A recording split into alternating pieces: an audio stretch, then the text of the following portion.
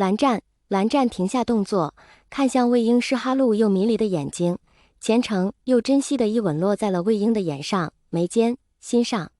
短暂的停歇让呼吸有些困难的魏婴有了喘哈息之际，就连这个功夫他都忍不住调侃道：“没想到韩光君表面上看着这么正经，亲起人来竟然这么凶，我的腿都软了，走不动路了，可怎么办？”果不其然，下一刻就被蓝湛堵住了嘴，难舍难分。不知磨蹭了多久，直到魏婴衣衫绫哈乱，嘴唇红哈肿，蓝湛才肯放过他，在他下唇上咬了一下，恋恋不舍地起身。魏婴却是正在原地，摸了摸自己的唇，撑起身子，不可置信地看着蓝湛，目光中又惊又喜。醉酒也没办法影响蓝湛那准时到令人发指的生物钟，他坐起身来，捏了捏眉心，努力回想昨晚到底发生了什么，然而脑海里空空，记忆在他喝了酒以后便戛然而止。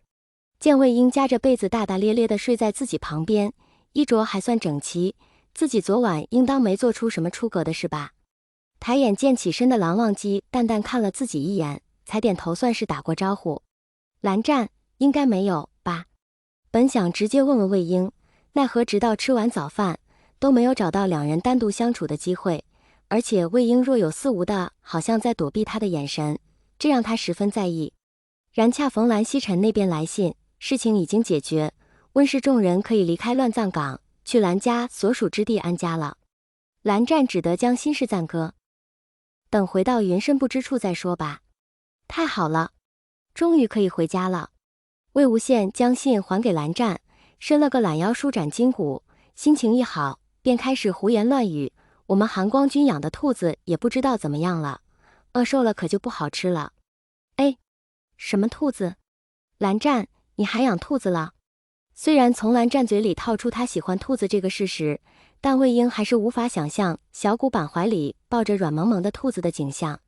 已经侧身跟蓝思追商量是麻辣的好还是清蒸的好的魏无羡扭头抢答：“你说什么兔子？自然是你当年送的那2只公兔子，生了一窝又一窝小兔子喽。”蓝忘机听此，无奈笑笑摇了摇头，任由魏无羡去闹。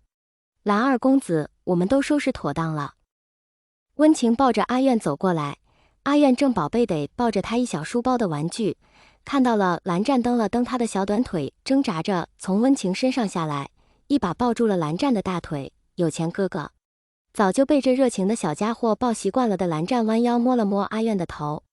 而阿苑歪着头注意到了后面的蓝忘机，又仰着头认真观察了一下蓝湛，不知想到了什么，顿时咧着嘴笑了起来，松开蓝湛的腿，转而挂在了蓝忘机的腿上，声音里满是坚定和那么一丝骄傲：“大的有钱哥哥。”一旁的蓝景怡没忍住笑出了声，立马捂住嘴，见2位韩光君都没看他，才放下心来跟思追小声道：“思追，你小时候可真是个勇士。”我也觉得自己小时候可真是个人才，思追无奈道。耳听八方的魏无羡适时插嘴道：“那可不，不愧是我夷陵老祖带过的孩子。”蓝忘机熟练地将阿苑抱在怀里，一声出发吧，大家便热热闹闹往山下走。前来接他们的蓝氏子弟早就等在了山脚下，抢了阿苑的小蝴蝶不还，逗孩子逗得不亦乐乎的魏无羡，看了眼前面跟金灵司追他们混在一处，就是不去看身后默默跟随之人的魏婴，眯了眯眼问蓝忘机道：“蓝湛，你猜那小子今天怎么了？”按理说被蓝二公子亲了，就他昨天晚上回来那扎耳挠腮的脸红劲儿，妥妥的就是发现了当年那个害羞仙子的真实身份，且不说立马抱上去亲个够，怎么也不该躲着人家吧。你看咱们小蓝湛落寞的背影，啧。蓝忘机也觉奇怪，猜测道：“时机不合。如今妥当安置温家人是魏婴心里的头等大事，这个事情没解决，温家人还都在这里，不好公然和蓝湛表示什么。”魏无羡挑眉看着蓝忘机没说话。蓝忘机顿悟，魏无羡可从来不是个会顾及时机和场合的人，他一手握拳放在嘴前，假意咳嗽来掩盖自己的笑意，自我否定道：“应当不是。怎么？我这叫有话直说，情况紧急，有什么比我是真心想和你上床的来得更直白？”蓝忘机适时堵住怀中阿苑的耳朵，引得阿苑瞪大眼睛好奇地瞅着他看。虽说过于直白导致震惊到了大哥吧。魏无羡默默补充道。后来相处熟了以后，大哥还拿这事调侃他来着，用手拨弄着蓝忘机腰间悬挂的玉佩，也不知道大哥发现咱们丢了没，联系不到我们，他估计会很着急。幸好叔父闭关了，暂时不会知道。不过金陵这个宗主若是失踪太久，也是很麻烦。蓝忘机握住魏无羡的手，安抚道：我们尽快。